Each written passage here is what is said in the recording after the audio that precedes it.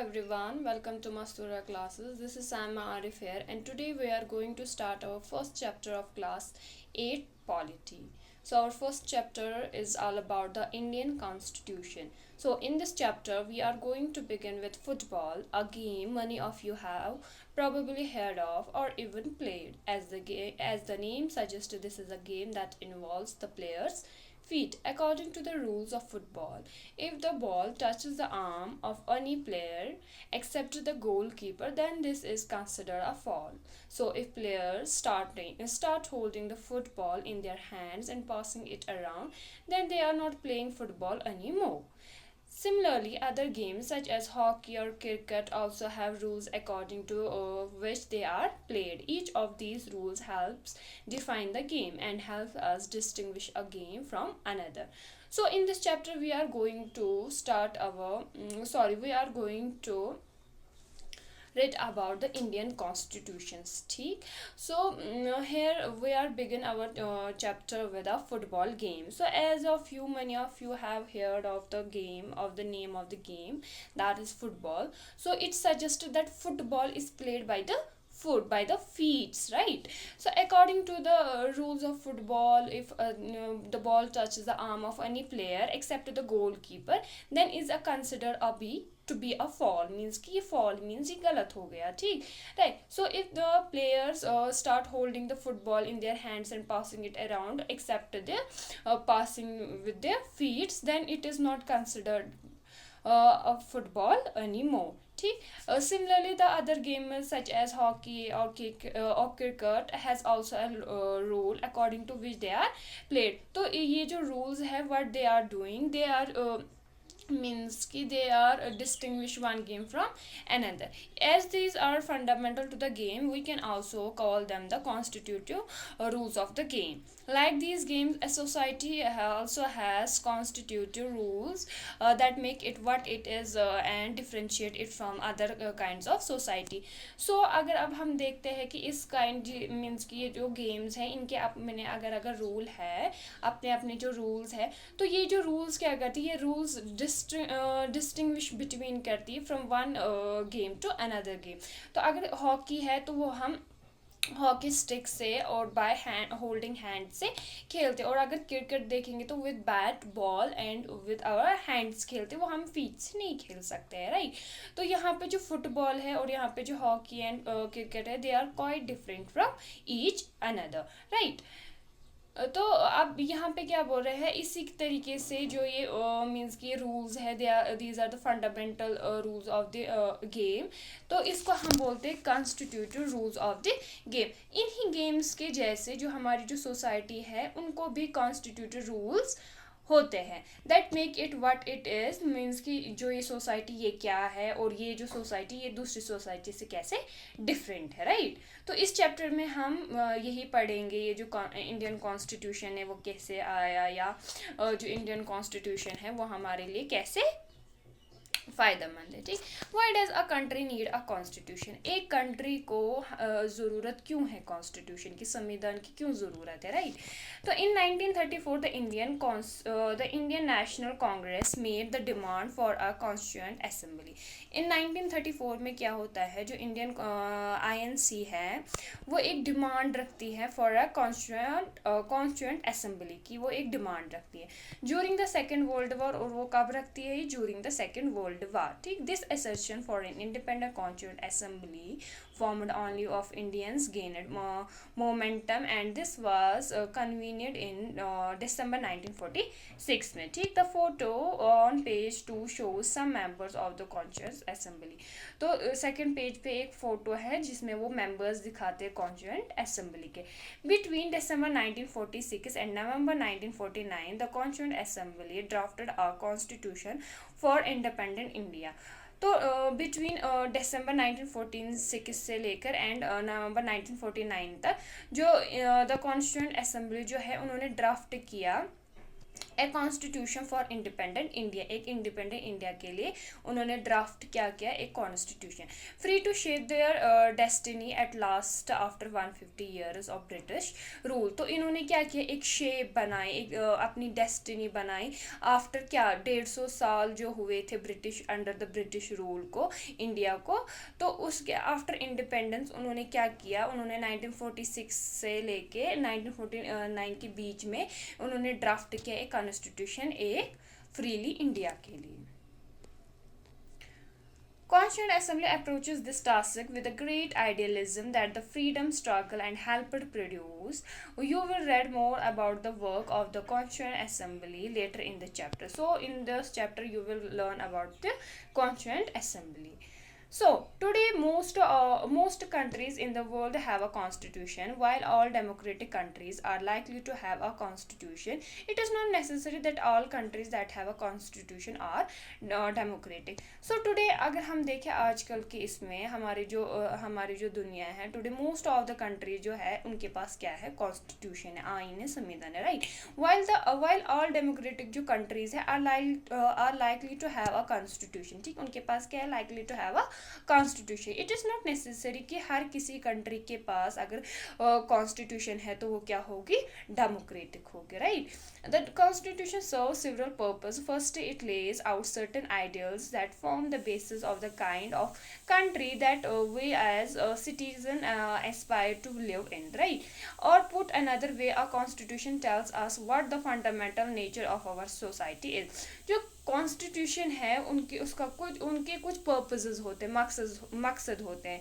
First it lays out certain idols, उनके ऐसे means की जो कॉन्स्टिट्यूशन है उसके पास कुछ ऐसे आइडल्स होते हैं जो कि एक हमारी ये जो कंट्री की क्या बेसिक्स को और जो हमारी जो सिटीजन्स हैं उनको एस्पायर करती है कि इस कंट्री मीन्स कि टू लिव इन मीन्स कि इस कंट्री में कैसे रहा जाए, ठीक। और put another way a constitution tells us what the fundamental nature of our society is. तो हम और जो दूसरा वे क्या है कॉन्स्टिट्यूशन का, कॉन्स्टिट्यूशन हमें ये बताता है कि जो हमारे कंट्री का जो फंडामेंटल नेचर और हमारे जो सोसाइटी उसका फंडामेंटल नेचर क्या है।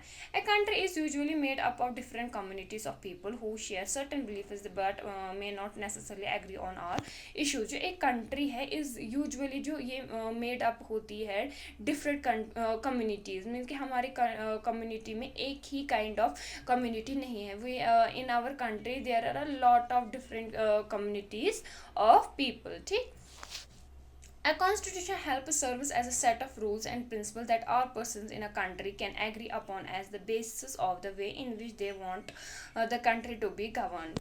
जो constitution है ये help करता है as a set of rules, इसके means कि constitution जो है इनके पास क्या constitution में set of rules है, set of principles है जो कि ये means कि ये assure करता है कि जो all persons all citizens हमारी जो country में है वो agree करे upon as the basis of the way in which they want the country to be governed means कि जो constitution में जो set of rules है, set of principles है, ये एश्योर करता है हमारी कंट्री को, हमारे कंट्री के लोगों को कि हमारी जो कंट्री है वो किस हिसाब से गवर्न होनी चाहिए। This includes not only the type of government but also an agreement on certain ideal that they all believe the country should uphold. तो ये इंक्लूड करता है not only the type of government, ये नहीं ये बताता कि किस टाइप की गवर्नमेंट है क्या किस टाइप की गवर्नमेंट होनी, बट ये एग्रीमेंट देता है कि जो कुछ आइडियल्स हैं कॉन्स्टिट्यूशन के कि that they believe all the country should uphold. जो हमारी जो कंट्री है, कंट्री में जितने भी लोग हैं वो इन सारे आइडल्स को क्या करे, अपहोल्ड करे, right. Let us try to understand what we mean by this through two contrasting situation in the recent history of Nepal, a country that borders India on the north. Until recently, Nepal was monarchy.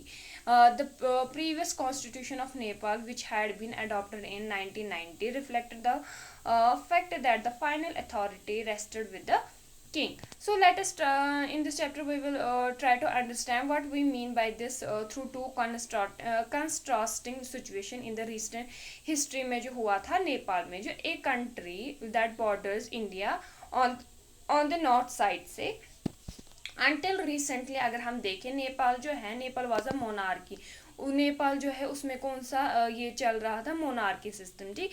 This previous constitution of Nepal which had been adopted 1990 में adopt किया गया constitution of Nepal reflected that the fact that the final authority rested with the king. जो final जो authority है वो किसके पास होनी चाहिए, किंग के पास। A people's movement in Nepal fought for several decades to establish democracy. जो नेपाल के जो लोग हैं, वहाँ के जो सिटीजन्स हैं, तो वो क्या कर रहे थे, उन्होंने बहुत ज़्यादा लड़ा, बहुत डिकेड्स से, to establish democracy, and in 2006 में they finally succeeded in putting an end to the powers of the king. तो पहले क्या चल रहा था वहाँ पे 1990 में, अगर हम देखें वहाँ पे क्या चल रहा था, मोनार्की सिस्टम चल रहा था, लेकिन जो नेपाल के लोग थे उन्होंने बहुत ज़्यादा लड़ा for several decades to establish democracy.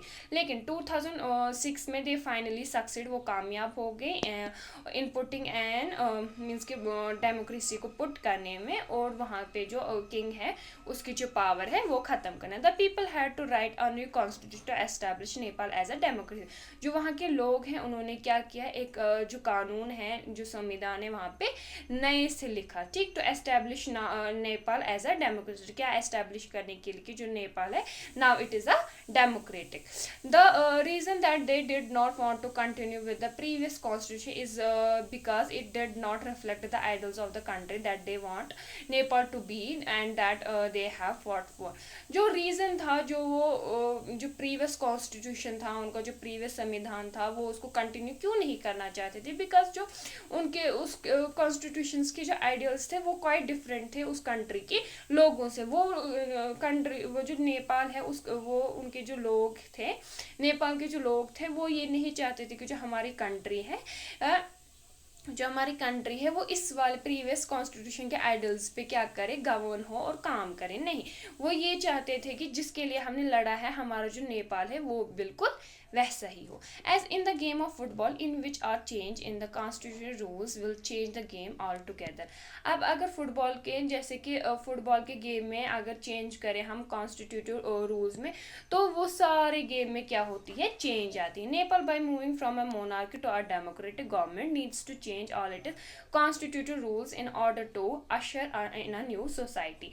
तो नेपाल जब वो मूव कर रही थी फ्रॉम अ मोनार्की से, monarchy to a democratic government, जैसे कि हमें पता है कि पहले हमारा जो ये जो नेपाल था वो मूव कर रहा था मोनार्की सिस्टम से to a government, democratic government से। तो needs to change all it is, तो इसको क्या थी जरूरत, मीन्स कि इसने सारा जो ये कॉन्स्टिट्यूटेड रूल्स था, जो प्रीवियस कॉन्स्टिट्यूशन था, वो सारा चेंज किया in order to usher in a new society, क्योंकि वो एक न्यू सोसाइटी में जा रहे थे। This is why the people of Nepal adopt a new constitution for the country. इसी वजह से जो नेपाल के जो ये थे लोग थे, उन्होंने अडॉप्ट किया न्यू कॉन्स्टिट्यूशन अपने कंट्री के लिए इन 2015 में, ठीक। The caption alongside elaborates Nepal struggles for democracy. जो ये जो यहाँ पे जो कैप्शन देकर है, ये यहाँ पे नेपाल की स्ट्रगल देकर है।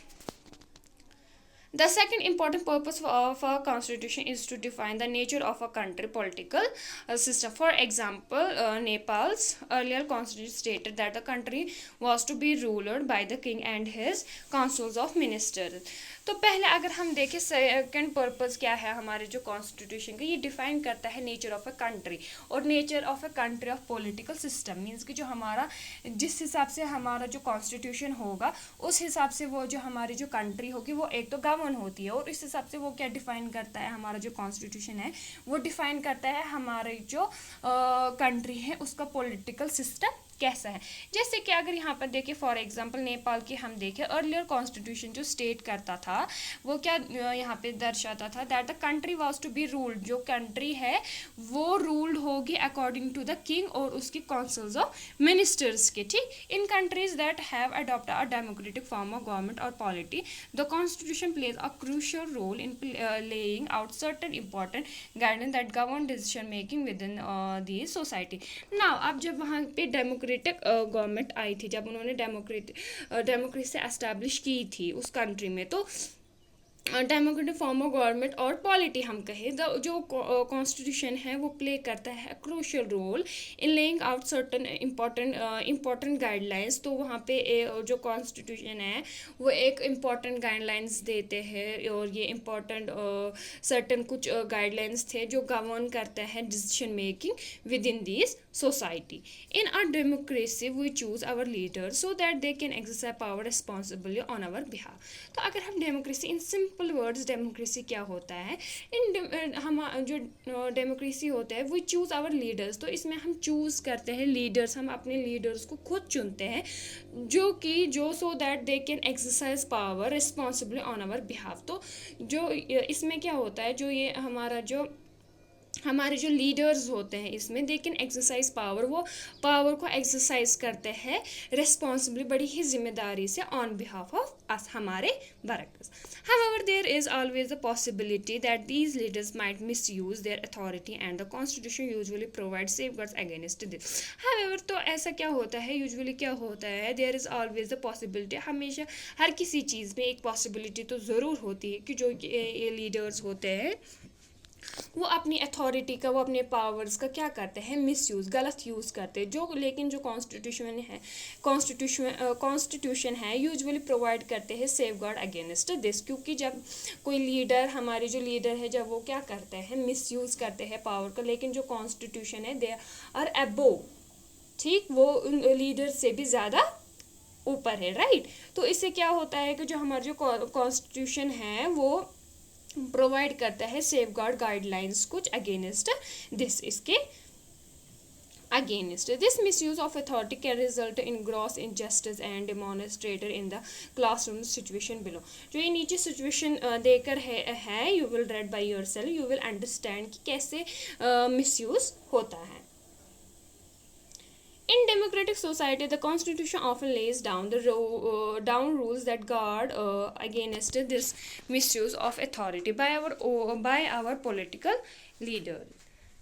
जो हमारे जो डेमोक्रेटिक सोसाइटीज़ है, जो constitution often lays down rules and that guards against misuse of authority by our political leaders. In the case of the Indian constitution, अब अगर हम इंडियन कॉन्स्टिट्यूशन की बात करें, about which you will read more later in this chapter, many of these laws are contained in the section on fundamental rights, ठीक। बहुत सारे जो लॉज है वो कंटेन किए गए हैं एक सेक्शन में, और उसको हम क्या कहते हैं, fundamental right. You read about how the Indian constitution guarantees the right to equality to all person, says that no citizen can be discriminated against on grounds of religion, race, caste, gender and place of birth. तो हम पढ़ेंगे जो Indian constitution है वो guarantee करता है कि the right to equality हर किसी पर्सन की, और किसी भी पर्सन को, किसी भी सिटीजन को डिस्क्रिमिनेट नहीं किया जा सकता अगेंस्ट और on grounds of what, religion, race, caste, gender या उसके प्लेस ऑफ बर्थ से, ठीक। The right to equality is one of the fundamental rights guaranteed by the Indian constitution. जो राइट टू इक्वालिटी है ये is one of the fundamental right है, ये हमारा फंडामेंटल राइट है, और ये गारंटीड किया गया है bye the Indian constitution, right.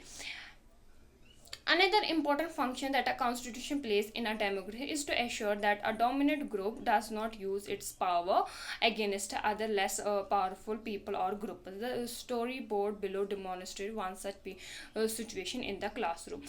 तो यहाँ पे क्या, जो दूसरी जो इम्पोर्टेंट बात है, इम्पोर्टेंट फंक्शन है किसकी, कॉन्स्टिट्यूशन की, ये मीन्स कि हमारे डेमोक्रेसी में ये एश्योर करता है कि जो डोमिनेंट ग्रुप है, मीन्स कि जो पावरफुल ग्रुप है, जो हेजमन ग्रुप है, वो ये नहीं कर, मीन्स कि वो लेस पावरफुल पीपल को या लेस पावरफुल ग्रुप उसको क्या नहीं कर सकता, वो इसको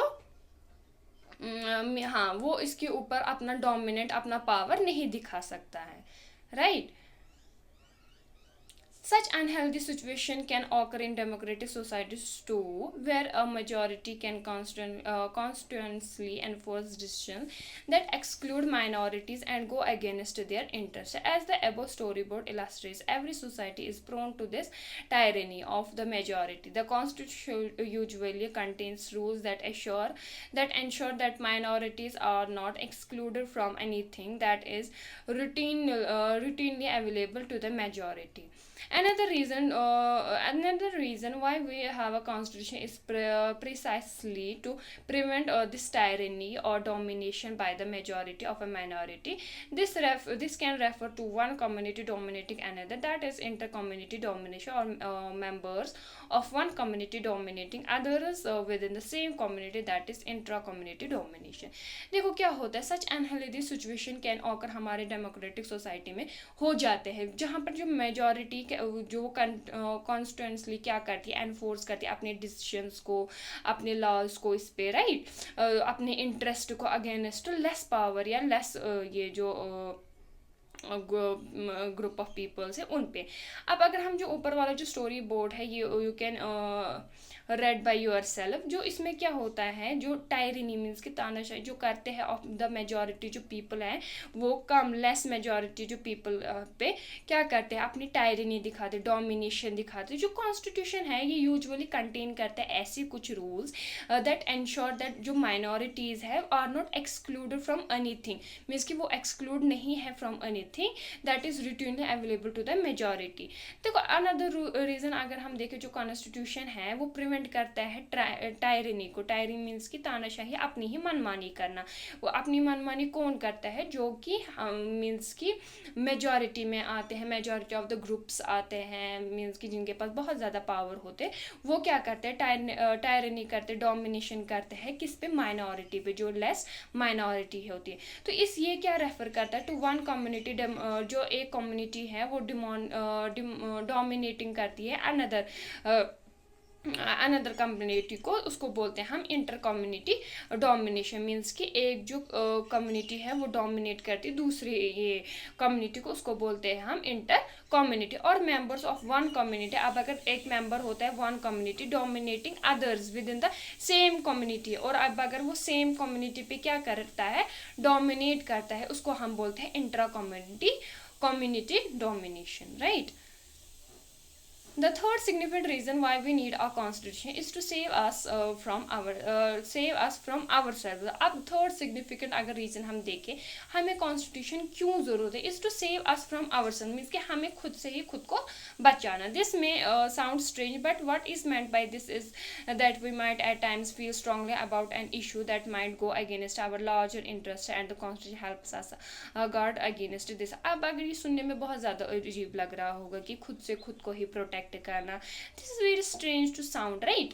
what is meant by this, आप अगर देखेंगे ये क्यों, मीन्स कि ऐसा माइट हमें कभी कभी फील ऐसा स्ट्रांगली होता है अबाउट एन इशू, एक किसी इशू को लेकर, that might go against our larger interest, जो कि एक इशू है जो हमारे लार्जेस्ट इंटरेस्ट को क्या करे, उसके खिलाफ जाए. एंड द कॉन्स्टिट्यूशन जो होता है वो हमें हेल्प करता है, ये मीन्स कि it's help us guard against this. Similarly, the Constitution helps us to protect us against a certain decision that we might take that could have an adverse effect on the larger principles that the country believes in. Right? Similarly, जो Constitution है वो help करता है protect हमें against certain decision जो हम लेते हैं that we might could have an adverse effect on the larger principles that the country जो हम पे believe करती है. For example, it is possible that many people who live in a democracy might come strongly that party politicals has become so acrimonious that we need a strong dictator to set this right. Swept by this emotion, they may not realize that in the long run, dictatorial rule goes against all their interest. A good constitution does not allow these whims to change its basic structure. It does not allow for the easy or truth of provision that guarantee rights of citizen and protect their freedom. तो जो हमारा जो constitution है ये हमें help करता है to protect हमें अगेंस्ट कुछ ऐसे जो डिसीजंस होते हैं जो कि हम लेते हैं और जिसका कुछ एडवर्स इफेक्ट पड़ता है, लार्ज इफेक्ट पड़ता है हमारे जो प्रिंसिपल्स हैं that the country believes in, जो कि कंट्री जिस पे बिलीव करती है. जैसे कि अगर फॉर एग्जांपल अगर हम देखें, it is possible that money people जो है वो लिव मीन्स कि वो रहते हैं डेमोक्रेसी में, उनके पास माइट स्ट्रांगली फील दैट जो party politicals has become so acrimonious that we need a strong dictator to set this right. तो हमें क्या एक स्ट्रॉन्ग डिक्टेटर चाहिए to set this all things in a right position. Swept by this emotion, अब अगर ये ऐसा जो emotion है that made not realize that in the long run dictatorial rule against all their interest. जो एक good constitution होता है वो कभी भी जो ये विम्स है, जो ये चेंज आते हैं ना बेसिक स्ट्रक्चर्स में, वो कभी भी इनको अलो नहीं करता है. It does not allow for the easy overthrow of ये प्रोविजंस, राइट. ये इनको ओवरथ्रो जो प्रोविजंस हैं हमारे कॉन्स्टिट्यूशन में, इनको ये इजीली क्या नहीं करते हैं, अलो नहीं करते. लेकिन जो हमारा जो कॉन्स्टिट्यूशन है उन्होंने हमें गारंटी दी है right of citizen and protect their freedom, हमारी फ्रीडम को प्रोटेक्ट करने की और हमारे जो राइट्स है उनको प्रोटेक्ट करने की. The Indian Constitution key feature. By the beginning of the 20th century, the Indian national जो movement हुई थी had been active in the struggle for independence from British rule for several decades. देखो as we all know जो beginning हुई थी 20th century में Indian national movement की, तो ये had been active in the struggle for क्या, independence थी. ये एक स्ट्रगल थी इंडिपेंडेंस को लेकर from the British rule for several decade से जो चल रही थी. During the freedom struggle the nationalist had devoted a great deal of time to imagining and planning what a free India would be like. तो during the freedom struggle में क्या था, जो नेशनलिस्ट थे वो डिवोट करते थे एक ग्रेट डील ऑफ टाइम, या वो इमेजिन करते थे और प्लान करते थे हमारा जो फ्री इंडिया है वो कैसा दिखेगा. Under the British they had been forced to obey rules that they had very little rule in making. तो अंडर जब वो ब्रिटिश रूल में हमारा जो इंडिया था, दे हैड भी उनको हम लोगों को क्या किया जाता, फोर्स किया जाता था कि ऐसे जो रूल्स हैं उनको क्या करे, ओबे करे. मीन्स कि उन रूल्स को हम क्या करें, ओबे करें. The long experience of authoritarian rule under the colonial state convinced Indians that free India should be a democracy in which everyone should be treated equally and be allowed to participate in government. तो जो long experience रहा जो ये authoritarian का जो rule था हमारे ऊपर ब्रिटिशर्स का, तो हमारे जो मीन्स कि इंडिया के जो लोग थे उन्होंने क्या एक्सपीरियंस इससे किया कि वो उनको फोर्स किया जाता था कि ऐसे ये जो रूल्स है, जो ब्रिटिश जो गवर्नमेंट है जब वो रूल बनाती थी, तो जो इंडिया के जो लोग थे, इंडिया के जो पीपल्स थे, उनको क्या किया जाता था, उनको फोर्स किया जाता था कि आप ये जो रूल्स है, सर्टेन रूल्स है, you have to follow, you have to obey these all things. ठीक. जो अब इंडिया के लोग थे, इंडिया की जो भी हमारे जो इंडिया के जो कंट्री के जो लोग थे, तो उन्होंने क्या एक्सपीरियंस किया कि जब हम अंडर द ब्रिटिश रूल में थे तो we are force to obey some certain rules. तो अब लेकिन इस लॉन्ग एक्सपीरियंस के बाद क्या हुआ, जब ये स्ट्रगल ऑफ फ्रीडम चल रहा था, तो इसमें जो हमारे जो लोग थे, तो इन्होंने कहा कि जो हमारा जो फ्री इंडिया होगा वो शुड बी अ डेमोक्रेसी. वो एक डेमोक्रेसी होगा जहाँ पे हर किसी को इक्वली ट्रीट किया जाए और हर किसी को हर कोई एलो किया जाए in to participate in government. What remain to be done then was to work out the ways in which a democratic government would be set up in India and the rules that would determine its functioning. This was done not by one person but by a group of around 300 people who become members of the Constitutional Assembly in 1946. अब अगर हम देखें जो हमारा जो constituent assembly है, तो अब अगर हम पहले की बात करें, जो हमारा जो इंडिया है, तो अब जब ये फ्रीडम ऑफ स्ट्रगल चल रहा था, तो ये सिर्फ 1% की बस की बात नहीं थी, जिसमें 300 जो लोग थे हु बिकेम मेंबर्स, वो किसके मेंबर बने, एक कॉन्स्टिट्यूएंट असेंबली के in 1946 and who met periodically for the next 3 years to write India's constitution. और जो कि वो मिलते रहे पीरियडिकली नेक्स्ट 3 साल में, और to write only what India Constitution, right? These members of the Constitutional Assembly had a huge task before them. तो जो ये member of Constitutional Assembly थे, इनके पास एक huge task था before them. The country was made up of several different communities who spoke different language, belonged to different religion and had distinct cultures. तो constituent assembly जो है वो constitution right करने से पहले उनके पास बहुत ज़्यादा एक ह्यूज टास्क था बिफोर ये सब राइट करने से। जो कंट्री है, हमारी जो कंट्री है was made up of several different community as we all know, who spoke different language हम स्पोक करते हैं, belong to different religion and had a distinct culture. Also, when the constitution was being written, India was going through considerably turmoil. The partition of the country into India and Pakistan was imminent. Some of the princely states remained undecided about their future, and the socio-economic condition of the vast mass of people appeared dismal.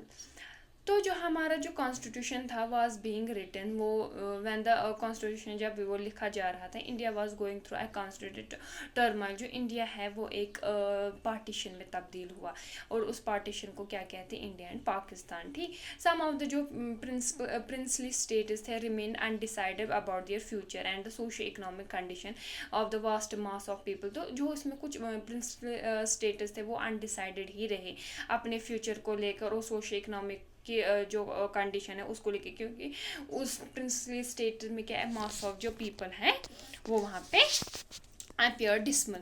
All of these issues played on the minds of the members of the Constituent Assembly as they drafted the Constitution. They rose to the occasion and gave this country a visionary document that reflects our respect for maintaining diversity while preserving national unity. The final document also reflects their concern for eradicating poverty through a socio-economic reform, as well as emphasizing the crucial role the people can play in choosing their representative. तो जब ये हमारा जो constituent assembly जो था हमारा, जब वो ड्राफ्ट कर रही थी कॉन्स्टिट्यूशन, तो उन्होंने हर किसी चीज़ का ख्याल रखा उसमें कि हमारे जो लेस कम्युनिटी के जो ग्रुप के जो मेंबर्स है वो कैसे, और जो सोशो इकोनॉमिक की जो और जो पॉवर्टी हमारी कंट्री में उसको कैसे इरेडिकेट करे, सोशो इकोनॉमिक में कैसे रिफॉर्म लाए, या बहुत सारे जो भी ऐसे क्रूशियल रोल्स है जो कि जो हमारे जो कंट्री के जो पीपल थे और वो कैसे हम अपने अपने रिप्रेजेंटेटिव्स को चूज़ करें. Listed below are the key features of the Indian Constitution. While reading these, keep in mind the above mentioned concerns of diversity, unity, socio-economic reform, and representation that the authors of this document were grappling with. Try and understand the ways in which they tried to balance these concerns with their country. तो इसमें हम देखेंगे कि ये जो कुछ key features देकर है, तो we will study one by one.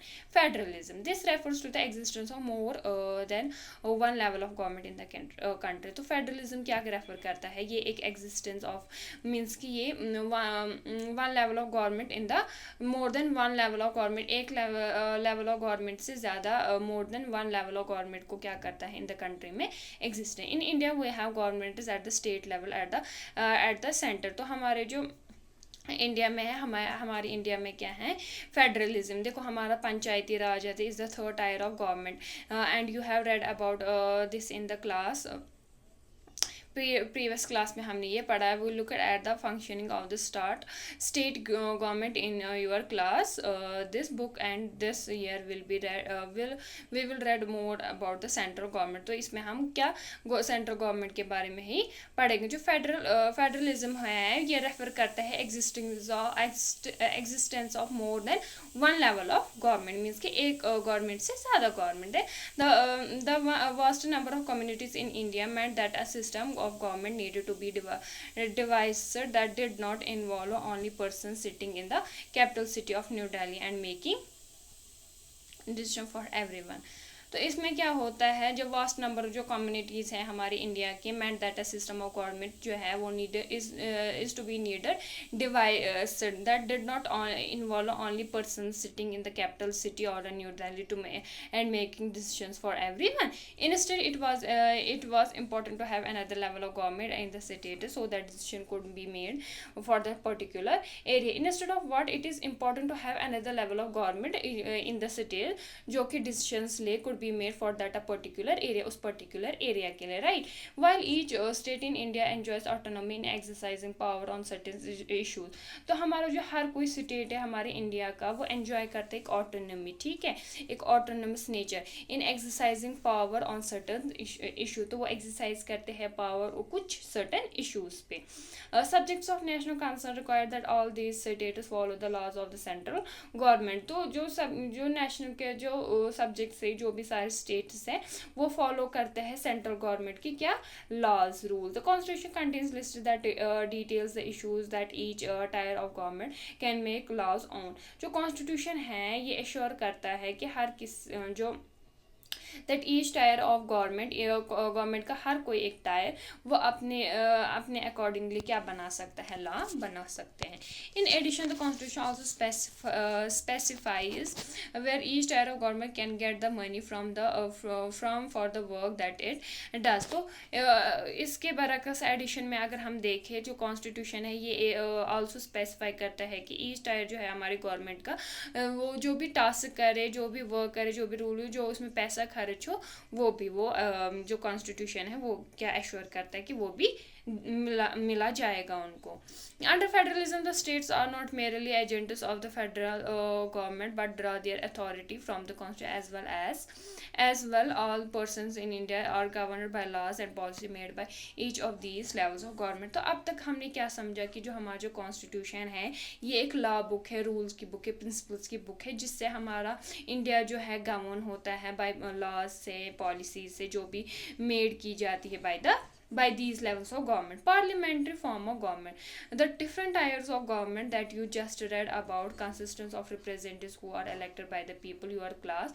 This book began with the story of Kanta who was standing in line. जो कि हमने previous class में पढ़ा है कि जो कांता है जब वो लाइन में खड़ी होती थी during vote to vote during an election. The Constitution of India guarantees universal adult suffrage for all citizens. तो जो कॉन्स्टिट्यूशन है वो क्या गारंटी करता है, यूनिवर्सल एडल्ट सफरेज, जिसमें हर किसी सिटीजन की जो कि मीन्स के हर कोई जो सिटीजन है वो क्या दे सकता है, वोट दे सकता है. when they were making the constitution, the member of the Constituent Assembly felt that the freedom struggle had prepared the masses for universal adult suffrage and that is would help encourage a democratic mindset and break the clutches of traditional caste, class and gender hierarchies.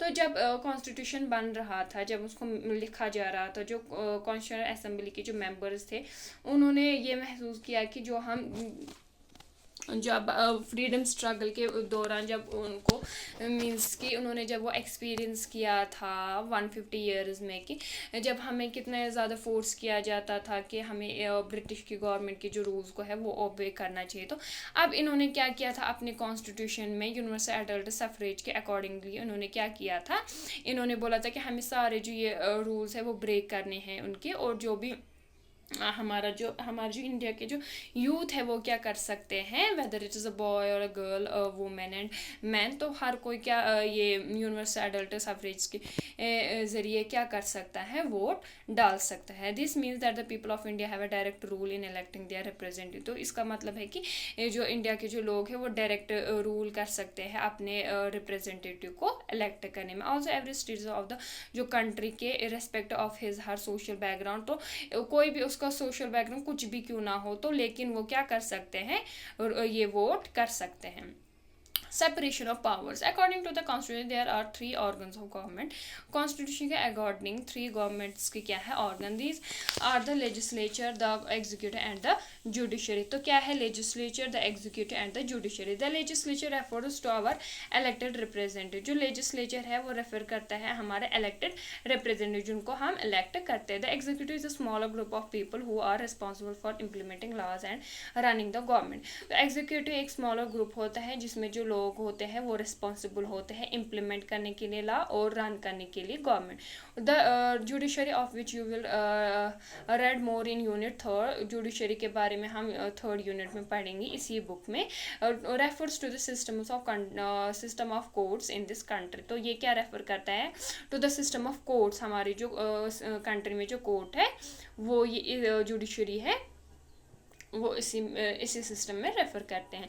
In order to prevent the misuse of power by any one branch of government, तो ये क्या करते हैं, ये prevent करते हैं misuse of power by any one branch, हमारे जो गवर्नमेंट की कोई भी एक ब्रांच जो है, या तो वो लेजिस्लेचर एग्जीक्यूटिव हो या कोई भी हो, कोई भी ब्रांच हो, और तो उसमें जो हमारा जो जुडिशरी है वो इम्पोर्टेंट रोल प्ले करता है, जो भी ये ऑर्गन्स हैं।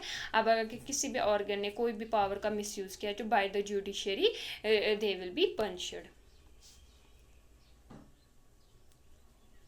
Fundamental rights. The section on fundamental rights has often been referred to as the conscience of the Indian Constitution. जो fundamental rights है तो वो रेफर किया जाता है इंडियन कॉन्स्टिट्यूशन में conscience of the Indian Constitution. Colonial rule had created a certain suspicion of the state in the minds of the nationalists that they wanted to ensure that a set of written rights would guard against the misuse state power in independent India. Fundamental rights therefore protect citizens against the arbitrary and absolute exercise of power by the state.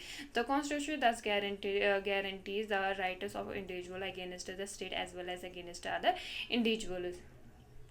जो fundamental right है हमारे section जो हमारे constitution का जो fundamental right है, ये क्या इंश्योर करता है, हमारे इंडिया कॉन्स्टिट्यूशन जो है वो इंश्योर क्या करता है, जो फंडामेंटल राइट्स है वो लोगों के लिए क्या करता है, जो हमारा जो हमारे जो सिटीज़न है, हम जो सिटीजन्स हैं इंडिया के, जो भी फंडामेंटल इंश्योर करते और राइट्स इंश्योर करते हैं, जो भी आर्बिट्रेरी रूल्स है या एब्सोल्युटली एक्सरसाइज जो पावर है हमारी जो स्टेट्स की, जो उनकी मींस कि कोई भी ऐसा वो रूल मींस कि बना देते हैं जो कि हमारे लिए बिल्कुल ठीक नहीं होता, लेकिन but we have a fundamental right, हम उस राइट से क्या कर सकते हैं, हम स्टेट के अगेंस्ट जा सकते हैं as well as against other individual. और उस जो अब अगर स्टेट ने कोई ऐसा जो लॉ है वो लाया हमारे स्टेट में जो कि हम लोगों के लिए बिल्कुल ठीक नहीं है, तो हम स्टेट के भी अगेंस्ट जा सकते हैं। अब अगर किसी इंडिविजुअल ने किसी दूसरे इंडिविजुअल के साथ कुछ ऐसा वैसा किया तो हम उस इंडिविजुअल के भी अगेंस्ट जा सकते हैं। तो ये सारी जो चीज़ें हैं,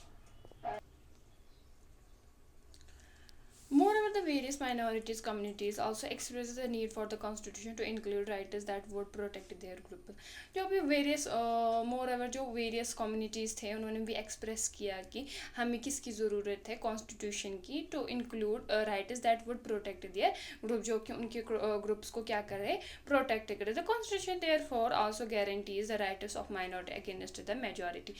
जो constitution है वो खुद भी क्या करता है, guarantee करता है rights किसके, minority के against the majority. As doctor Ambedkar has said about these fundamental rights, जो कि डॉक्टर अम्बेडकर हैं उन्होंने इन फंडामेंटल राइट्स के बारे में कहा है। Their objective is twofold, the first objective is that every citizen must be in a position to claim those rights, and secondly these rights must be binding upon every authority that has got the power to make laws. तो जो doctor Ambedkar हैं उन्होंने क्या कहा है कि उन्होंने to objective fold किए हैं। ऑब्जेक्टिव इज टू फोल्ड, जो फर्स्ट ऑब्जेक्टिव उनका था दैट एवरी जो सिटीजन है be in a position to claim those rights, इन राइट्स पे वो क्या करनी चाहिए, क्लेम करनी चाहिए। एंड जो सेकेंडली उन्होंने कहा जो ये राइट्स है वो बाइंड होना चाहिए एवरी अथॉरिटी, जो भी power that has got the power, जो जिनको क्या मिले उस मीन्स कि हम बोलेंगे उस सेक्शन को जो भी पावर मिलता है टू मेक लॉज, तो उनको उन्होंने बताया है कि डॉक्टर अम्बेडकर ने जो फंडामेंटल राइट्स हैं उनको जो फंडामेंटल राइट्स है वो क्या रहना चाहिए, एबो रहना चाहिए। हम ये जो सिटीजन्स की जो पावर है वो मीन्स कि वो एबो रहने चाहिए और वो फोर्स में आने चाहिए। In addition to fundamental right the constitution also has a second section called directive principles of state policy DPSPs. This section was designed by the members of the Constituent Assembly to ensure greater social and economic reforms and to serve as a guide to the independent Indian state to institute laws and policy that help reduce poverty of the masses. तो इसके बरअक्स जो fundamental rights हैं, जो constitution of हमारे जो constitution है हमारे India का has also a section called, उसका एक दूसरा सेक्शन भी है जिसको हम बोलते हैं DPSPs.